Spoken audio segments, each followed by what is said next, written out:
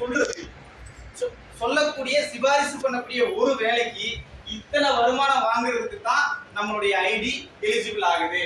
So அதுல இந்த super star distributor ரொம்ப கம்மியா 1,40,000 கூட விடுங்க, வெறும் 60,000 ரூபாய்க்கு நம்ம பர்ச்சேஸ் பண்ணி ஒரு சூப்பர் ஸ்டார் டிஸ்ட்ரிபியூட்டர் வந்தாச்சு அப்படின்னா நமக்கு இந்த ரீட்டைல் ப்ராஃபிட் அப்படின்றது அப் டு 40%, 40% வரைக்கும் தர்றாங்க. 40% கூட போவேன்னா அட்லீஸ்ட் ஒரு 30% நமக்கு கிடைக்குது அப்படின்னு எடுத்துக்கிட்டா கூட பொருளை வாங்கி யூஸ் பண்ணி நல்லா இருக்கு அப்படின்னு சொல்லி பக்கத்து வீட்டுக்காரங்க கேட்குறாங்க அப்படின்னு வாங்கி அந்த 60,000 ரூபாய் பொருளை மாத்தி வித்தால் கூட எனக்கு விற்கக்கூடிய திறமை இருக்கு அப்படின்னு சொல்லி வித்தா கூட 18,000 ரூபாய் ரீட்டைல் ப்ராஃபிட்டா கிடைக்கும். ஸோ நம்ம பொருள் வாங்குறோம் இல்லைங்களா, நம்ம முன்னாடி ஒரு வார்த்தை சொன்னோம், நம்மளுடைய செலவு நமக்கு வருமானமா கிடைச்சா எப்படி இருக்குன்னு சொன்னோம். நம்ம 60,000 ரூபாய்க்கு பொருள் வாங்குறதுக்கு கம்பெனி 4,000 ரூபாய்க்கு உங்க அக்கௌண்ட்லயே ரிட்டர்ன் கொடுத்துருது. ஸோ இந்த 18,000 ரூபாயோட சேர்த்து ஒரு 4,000 ரூபாய் கூட்டிட்டோம்னா கிட்டத்தட்ட 22,000 ரூபாய் லாபம் கிடைக்கும். 60,000 ரூபாய்க்கு பொருள் வாங்கி வியாபாரத்தை ஆரம்பிச்சு நம்ம பிசினஸா மாத்தணும்னா 22,000 ரூபாய் நமக்கு லாபம் கிடைக்கும். இன்னைக்கு வெளியில ஒரு 60,000 ரூபாய்க்கு தொழில் ஆரம்பிக்க முடியுமா? ஏதாவது ஒரு பிசினஸ் ஆரம்பிக்க முடியுமா 60,000 ரூபாய் வச்சு? சரி, 60,000 தொழில் ஆரம்பிச்சாச்சு, அதுக்கு 22,000 ரூபாய் லாபம் கிடைக்கிற தொழில் எங்கேயாவது இருக்குதா? இங்க நம்ம 60,000 ரூபாய்க்கு தொழில் ஆரம்பிச்ச மாதிரி ஆச்சு, தலைமுறைக்கு வருமானம் கிடைச்ச மாதிரி ஆச்சு, அதுக்கு 22,000 ரூபாய் ப்ராஃபிட்.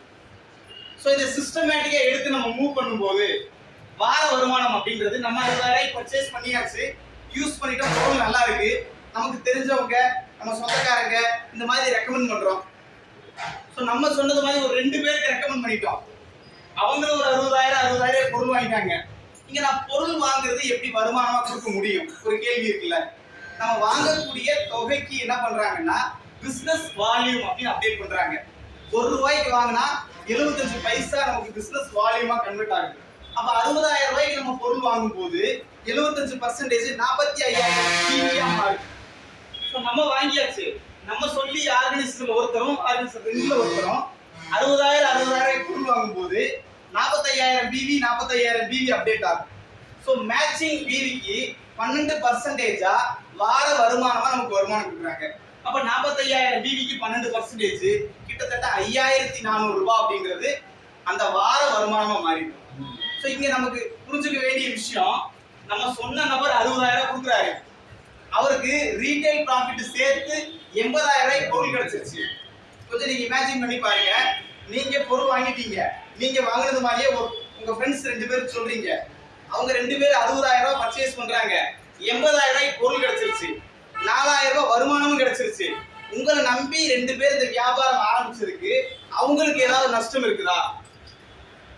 60,000 கொடுக்குறாங்க, 80,000 20,000 ரூபாய்க்கு எக்ஸ்ட்ரா பொருள் வாங்கிட்டாங்க, 4,000 ரூபாய் வருமானமும் வாங்கிட்டாங்க, நஷ்டம் கிடையாது.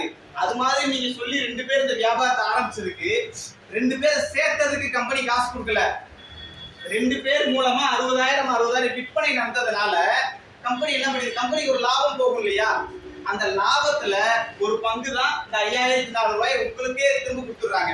ஏன்னா இந்த விற்பனை நடக்க காரணம் நீங்க அப்படின்னு சொல்லிட்டு. இது செகண்ட் லெவல்ல பார்க்கும்போது நமக்கு அடுத்து வந்த இந்த 2 நபர்களும் அவங்களுக்கு அடுத்து ஒரு 2 பிரான்ச், அவங்களுக்கு அடுத்து ஒரு 2 பிரான்ச் ஓபன் பண்றாங்க. இந்த இடத்துல நம்ம நல்லா புரிஞ்சுக்கணும், இதை பார்த்த உடனே ஆஹா சரி சுத்தி முத்தி கடைசியில வந்துட்டு ஆள் சேர்க்கிற வேலையா அப்படின்ற மென்டாலிட்டிக்கு போயிட வேண்டாம். நீங்க போடியில ஒரு கடை வச்சிருக்கீங்க, இதே